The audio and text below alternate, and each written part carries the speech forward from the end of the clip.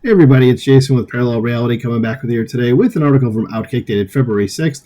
And we've had a bunch of videos on this channel, but not one in a while about the Washington Redskins, the appropriate and proper name of the team. And this article is called Native American Group Rekindles Fight for Return of Washington Redskins. And that is good because that's what we want to see. It says Washington's football team has been stuck in an identity crisis since it bent the knee and erased the Washington Redskins, calling the logo and the NFL team name offensive to Native Americans, which was a bunch of white people, and Native Americans were like, what the hell are you talking about? We actually like it. As the Washington franchise willingly stepped out of its failed image to pursue a newer, more PC approach, which has gone terribly since dropping the Redskins in 2020. And for 87 years, the franchise held an iconic image. One Native American group, NAGA, I like the MAGA symbolism there. It says the NAGA, though, is the Native American Guardians Association, is actively working to reinstate the Washington Redskins. With leadership recently transitioning from Dan Snyder to new majority owner Josh Harris, fans hope for a return to the Washington Redskins as part of the new era, and whoops, that didn't happen. It says NAGA delivered a statement to TMZ Sports after recent comments from Harris expressed that there would be no return to the former name. This had the NFL done any type of focus group with natives, they would know that their team name is considered indefensible as it was a series of commanders, many from D.C., who decimated the once formidable native nations of this continent, NAGA told TMZ. I mean, I don't like the logic that they're using there because it's like, well, what if they were to call the team the Washington Generals? You know, or like the Washington Soldiers or something. Like, are you guys really going to get pissed about that? Really? Like, they're called the Commanders. It's a generic as hell name. But it's not offensive. I mean, like, come on now. It says before turning into the Washington Commanders, Washington's team was egregiously referred to as the Washington football team from 2020 to 2022. And that's even worse than the Commanders. That's the dumbest thing imaginable.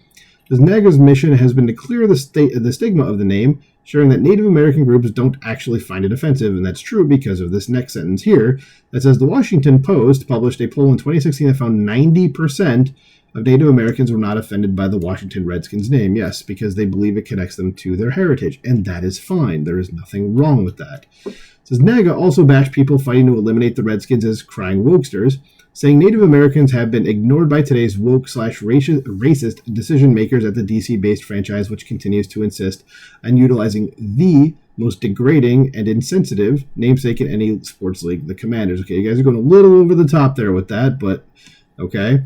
It says NAGA, along with many NFL fans, argue that restoring the Redskins name and logo helps to preserve the historical connection between the franchise and Native American culture. Well, there you go. That's what I said. It says, as the original Americans, we deserve better than be labeled DC Commanders. It's insulting. It really isn't, but okay. We deserve honest representation and the telling of the truth. Educate, not eradicate. Now, I agree with them going back to the Redskins name. I think their logic is idiotic, to be perfectly honest about it, but they should go back to the Redskins name. It says for several leagues, 2020's heightened social justice pressure led to several big decisions made out of posturing, including the NFL's decision to add "Stop Racism" to their fields, which also fell flat in its messaging. I think it was Matt Walsh that had a funny tweet about this recently, because I'm recording this before the Super Bowl, and so by the time you hear this, it'll be after the Super Bowl. And Matt Walsh's tweet said something to the effect of like, well, if he was basically making fun of the people crying about them removing it, saying like, well, how, like, is it over? Like, how are we going to know that we need to stop racism now if the NFL doesn't put it on their field? Like, what are we going to do? It was pretty funny, actually. So this is in related cases, the Kansas City Chiefs and Atlanta Braves have been pressed to do away with their tomahawk chop celebration for its insensitive ties to Native Americans. Keep doing it. Don't listen to those people. They're loud, but they're very much a minority. In 2022, the Cleveland Indians took a similar path to Washington, making a really dumb name change themselves, and they turned into the Cleveland Guardians, which, again, very generic name, and there's nothing wrong with the Indians' name. Okay, and I'm not calling them the freaking Guardians. Okay, it says, as Outkick founder Clay Travis has stated, most fans complaining about things like the Redskins name are not actually sports fans, but people with political agendas. That is true. And it's generally a lot of woke white people doing it. It's not the actual, Indians or Redskins fans themselves or people that are natives. It's not them.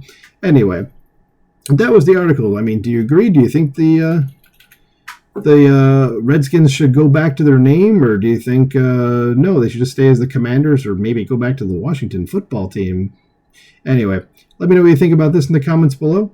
Please like, share, subscribe, and I will talk to you soon. Bye.